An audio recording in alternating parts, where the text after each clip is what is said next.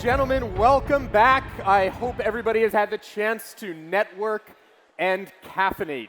You're going to need all of your brain cells focused for this next mind-blowing presentation on nothing less than the future of finance. Unlocking potential, digital assets in the evolving technological and regulatory landscape. Ladies and gentlemen, you're going to want to be seated. Come on in, settle down, buckle in, and get ready. We're going to be enlightened on this topic by no one less than Marcel Kasumovich, Deputy CIO of Coinbase Asset Management. And ladies and gentlemen, I have to confess, I have personally been a fan of Marcel's for a very long time. In addition to being a brilliant executive and innovator, he is also a prolific and thoughtful writer. He has a newsletter I've read for quite a long time, and I strongly encourage everyone here to subscribe. Marcel leads at Coinbase Asset Management a team focused on building digital asset investment strategies, and he's going to demonstrate live for us today some of the innovations his team has developed. I am extremely excited about this presentation, and so without further ado, please join me with a warm round of applause in welcoming Marcel Kasumovich.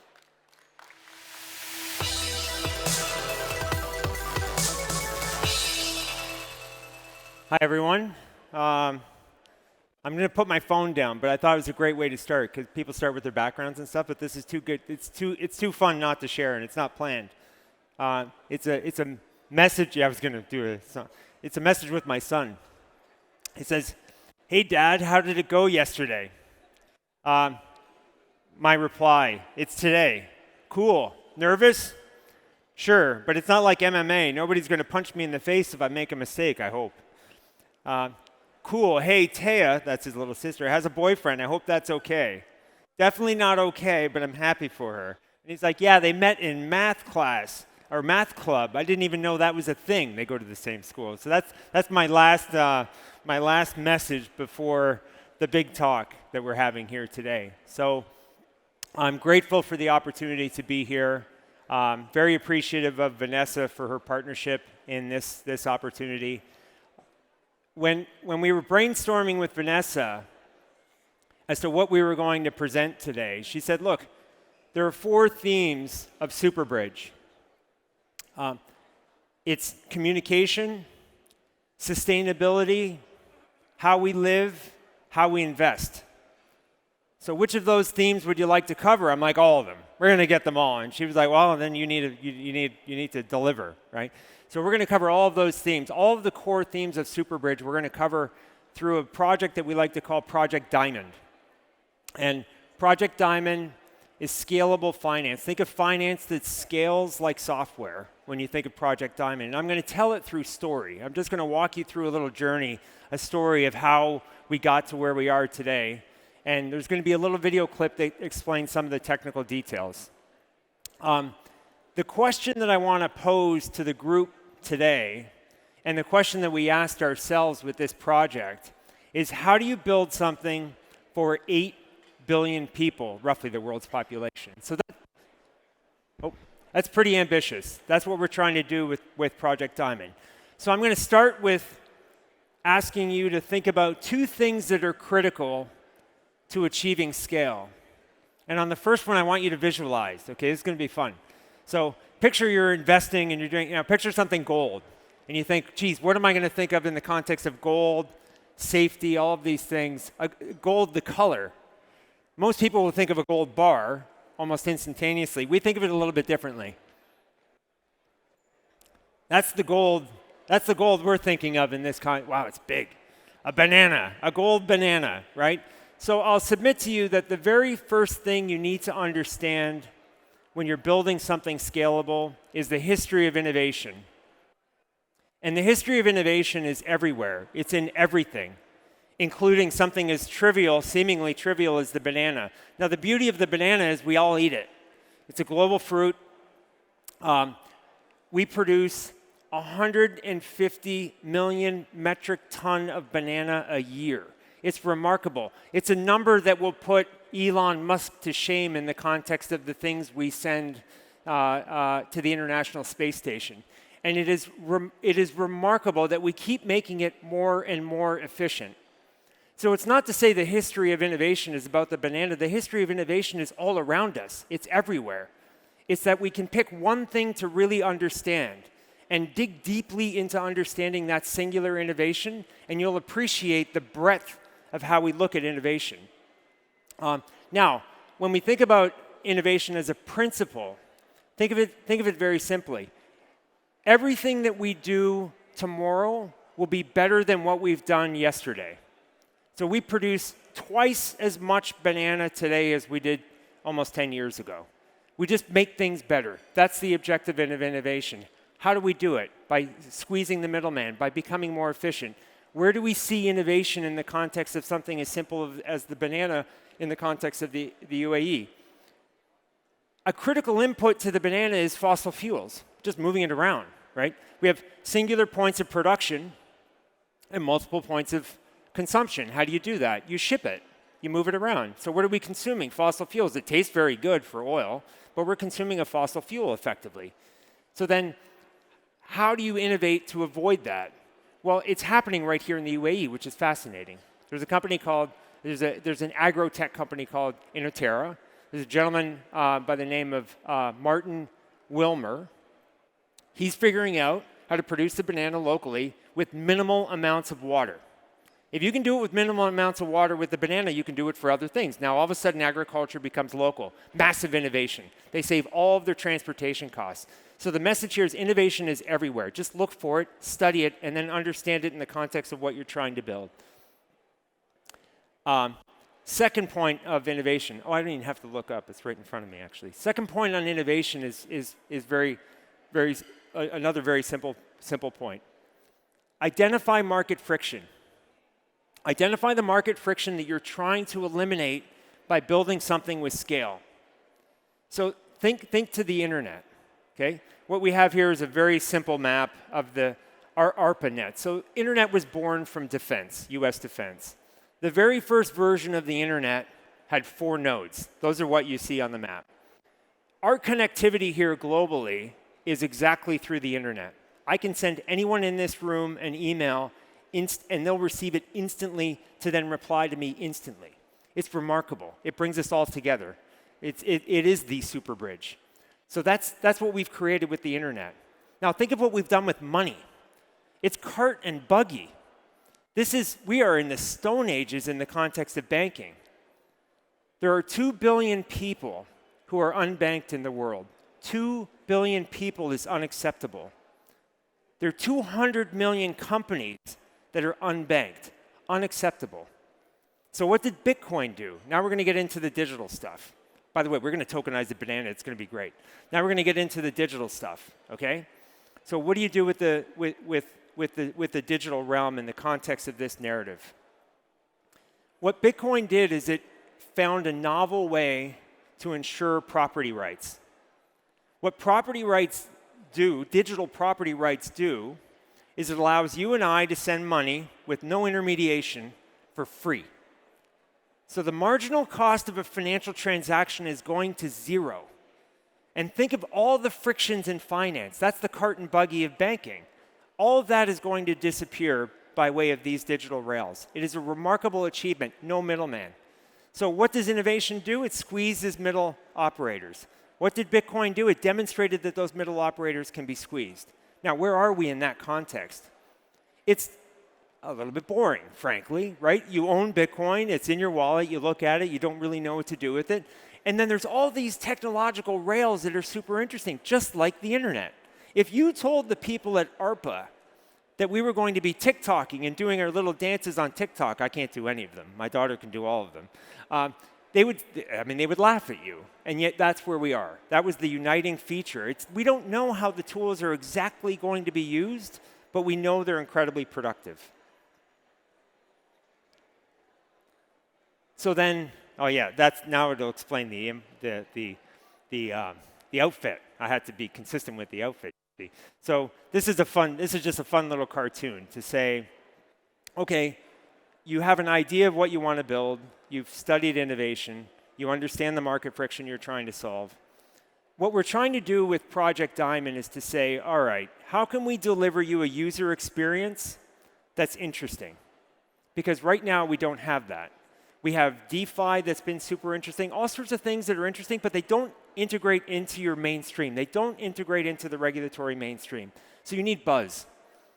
We had a great panel yesterday where they were saying, yeah, you just say AI, you just say blockchain, and people get excited. And that's what I'm kind of poking fun at myself here. I'm buzz, okay, just so we're really clear. You'll see the build soon. But I'm the buzz in this equation. So we made a fun little cartoon where we were like, well, what should we focus on this year, right? Blockchain, obviously. And then it's going to change everything. Then the question comes back, well, what's blockchain? It's like AI, don't forget AI, right? That's the buzz. But it's important to have the buzz. If you don't have the buzz, then how are you going to captivate people's imagination to do things, right? So you need the buzz, but then you need to build. If you don't build something off the buzz, you got nothing. And that's Project Diamond. That's the build, okay? So then, again, what are we trying to build with Project Diamond? We're trying to build scalable finance just like the way software scales. And that's how we're going to get to 8 billion people. Okay, the example that I'm going to use in this particular case is very simple. Think in its simplest terms, think of Project Diamond like an app store. So we have our phones. You have your app stores where you're downloading things. Think of Project Diamond as that app store. So then what applications can you get to use Project Diamond? You can issue bonds. You can do all of these things, all on digital rails, okay, all squeezing the middleman. The example that we built specifically for Superbridge in this case are green bonds, more green, right? Green bonds. So what problem are we trying to solve with green bonds? You've heard a lot about carbon offsets and things of that nature. It makes perfect sense, right? So think of the bridge we're trying to build in the context of sustainability. We're starting here where we think there's too much carbon. We're going to price that carbon externality. We're going to say we're going to charge you all a carbon credit cost for flying, for doing all these things. Now, the hope is that the price of those things go up, right? Your demand comes down, and that money is then used to invest in something clean.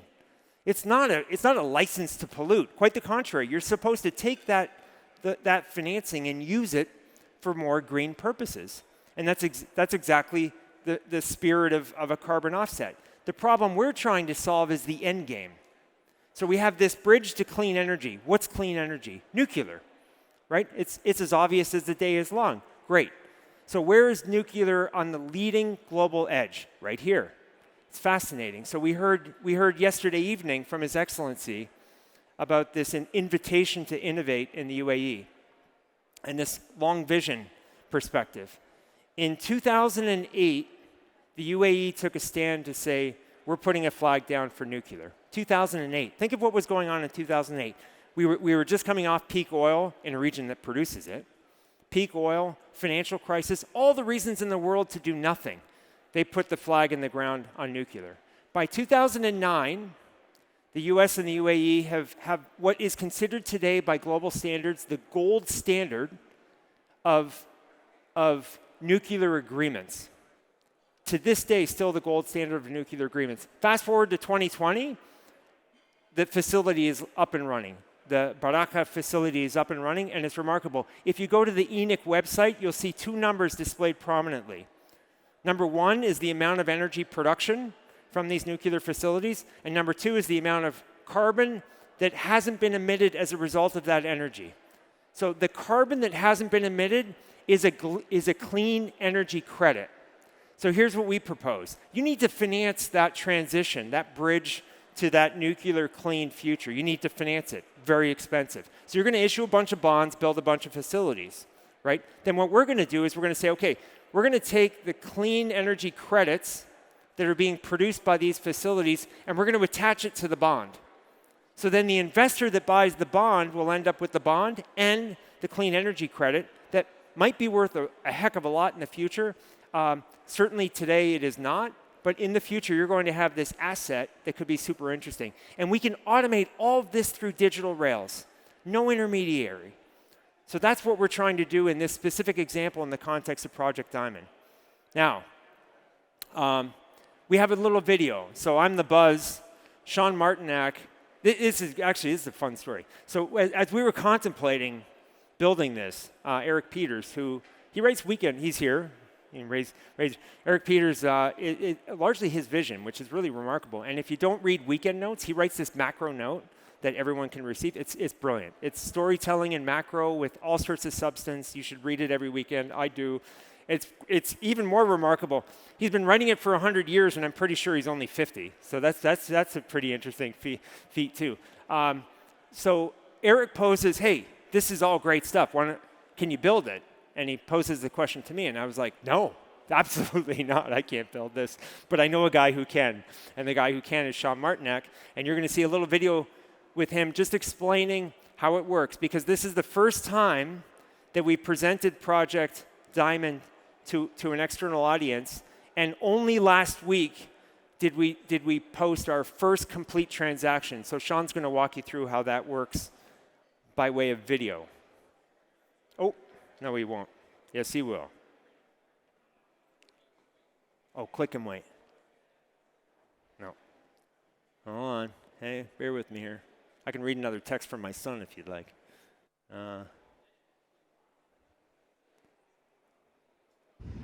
Hi, I'm Sean Martin, a portfolio manager here at Coinbase Asset Management and lead for Project Diamond. It's notable that digital asset technology is advancing most quickly in Asia, Africa, and the Middle East.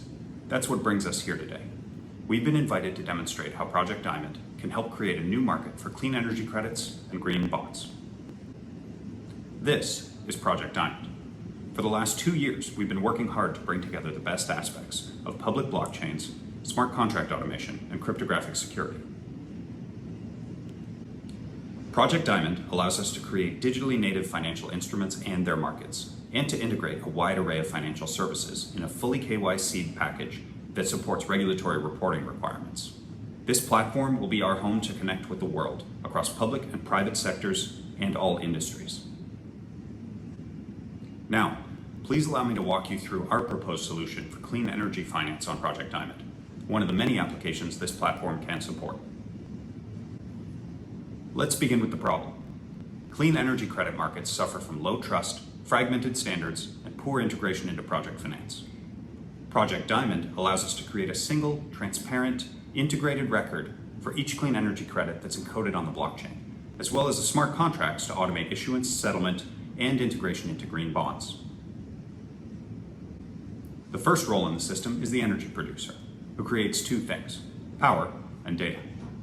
The public data set integrates directly with Project Diamond, which organizes it and surfaces it to regulators for approval. After approval is received, clean energy credits are directly issued to the producer. This is the producer's dashboard on Project Diamond, where they receive clean energy credits and can connect to the marketplace to sell them. The calendar integrates with all instruments on the platform to support operations. The second role in the system is the regulator, who oversees power production across a number of facilities. Each of those facilities creates public data, which feeds directly into Project Diamond. The data is organized on a regular schedule and surfaced to regulators for approval, and then automatic issuance of clean energy credits happens in the producer accounts. This is the regulator's dashboard on Project Diamond, where they can approve or deny proposed clean energy credits. Again, they're supported by a calendar to make regulatory operations simple. Buyers enter the system through a KYC process. Once inside, they have access to a marketplace where they can buy, sell, and retire clean energy credits for offset purposes. This is the marketplace in Project Diamond, where buyers will enter bids in auctions or purchase assets directly. Now let's bring it all together. The producer issues a discount note using the system and attaches forward production of their clean energy credits. This forms a green bond, which is listed on the Project Diamond marketplace. KYC buyers come in as lenders and purchase those green bonds. This is the detailed view for a green bond in the system, where a potential lender can do diligence on the asset. To emphasize, clean energy credits and green bonds are just one of the many exciting solutions Project Diamond is built to offer. This platform can have a major impact on global financial markets, with the UAE in a leadership position. We're excited to partner with many of you to bring the next generation of financial market technology to bear. Thanks very much for your time. Well done. Thank you, Sean. He has worked tirelessly to get us to this point. It's really a remarkable achievement. What you just, it's hard to fully appreciate because it's in the abstract, but it's really a remarkable achievement. So you've heard the saying, verify, don't trust, right? So here's, I won't go through the details, but here's the Etherscan verification that we have actually executed a transaction. It's all on testnet, but we've executed the transaction. So this is available to the public. You would be able to find this, which is very exciting. So it's real. So I'll just conclude. Oh, look, I'm right on time too. I'll conclude with something very simple. How do you build something for 8 billion people? You start with one. And that's exactly what we've done in this case with Project Diamond. And now we invite anyone who would like to participate, that one who would like to participate with us, we welcome you not to the stage, but we welcome you to reach out and join us in this pursuit. Thank you.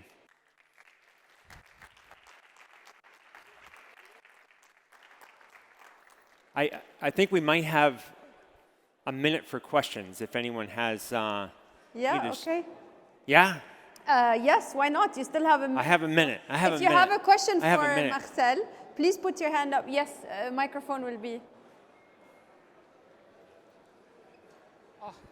Thank you so much. It's so amazing to see something like this is happening.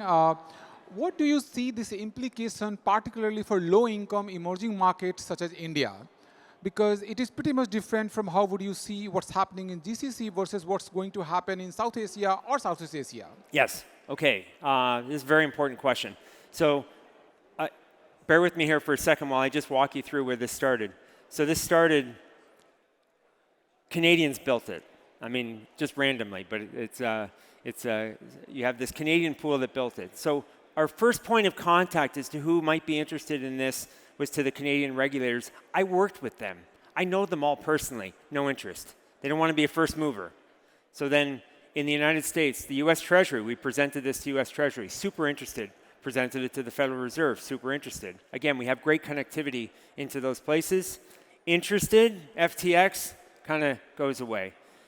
Then we engaged with other regions just to say, okay, who else might be interested in putting this inside their sandbox? And that's how we're here. We ended up here in UAE and working closely with ADGM because it's global. This is a global product, and it has a global vision. Now, where does the regional focus fit in? Think of the engine that's driving Project Diamond as the public blockchain.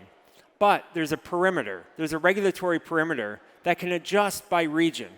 So imagine India has very specific criteria that they would like to define for that regulatory perimeter. We integrate them. That's exactly what we're doing here. So the regulatory side ends up being your critical perimeter that's defined by local regulators, and then you still keep the same engine. So that's how you end up with cross-border applicability. I take the point in India. Look, I'll note that the most recent survey on crypto adoption in the context of the global economy, India ranks #1. And the G7 US is #4, and then it really gets limited in the context of developed countries. So I really feel strongly that this is a tool that's built with a global mindset. I think we found the right home for it because the mindset here is very global. So I think we've got a nice mesh there, and I think it'll integrate very nicely with emerging markets. Yes, sir. I'm definitely over time now, but let's go. Let's roll.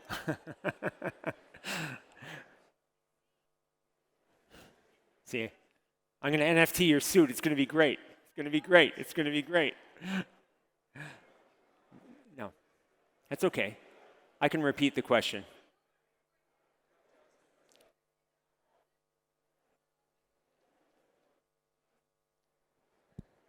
Hello.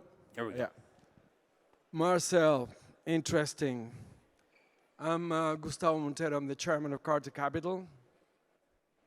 We invest in these kinds of projects ourselves. We're currently NFTing 100 million trees in the Amazonas. We invested in that. We have invested in that project because There's no competition for us there. Nobody where we are, nobody doing what we're doing, and we're doing carbon offsets with the canopy of the trees. My question to you is, who is your competitor in what you're doing? So that's a hard enough question. I'm going to give it to my boss to answer. No, it's an excellent question. It's not an easy one to answer. It's not an easy one to answer. So I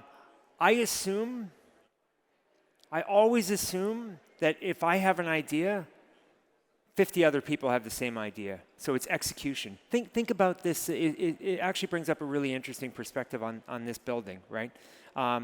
The calligraphy.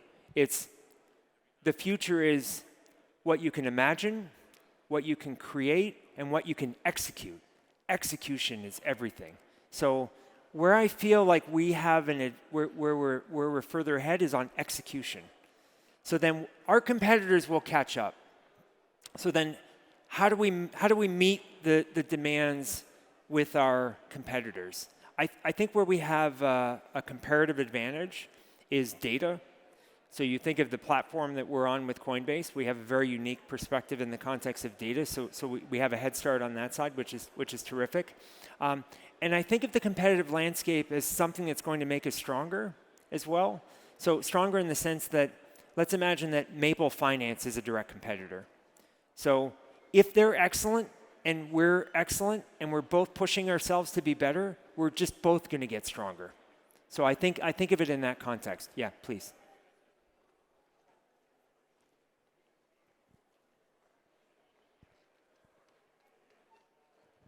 Thank you very much. So I'll give you a second example of why this is important for you. We've also invested in a lithium mine in Chile that's worth $1 billion today. We're tokenizing the mine and we're putting it in the market in 9 months. The reason why we're doing that is because there's no competition for us there. But there's a second reason. We have the community to put it in the market. In many of these projects, the problem is companies do this incredible work and they don't have a community, which in my age time, when I was a CEO of Standard Chartered, we call it a market. The key thing for you to succeed there is your market. That is what I suggest you put 100% of your efforts into it. I think it's an excellent point, which is why I invite people to join us. That's excellent. Thank you, sir.